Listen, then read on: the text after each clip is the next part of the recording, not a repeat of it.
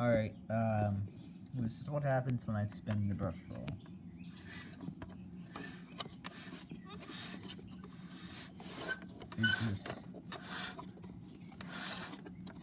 It just slides off. I'm gonna recenter it. Here we go. It's recentered. See? It's in the center. But if I turn it, then it just slides off.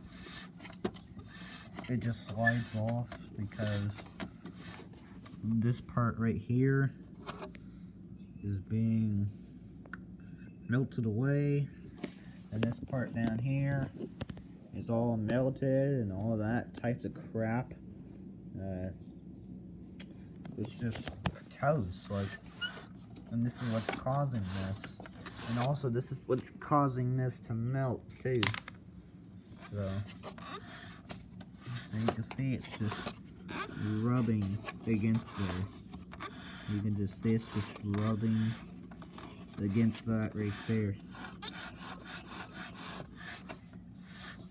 And even if I try it again, because I'm doing all this right, see, that's exactly how it's supposed to be right there, in a straight line, exactly.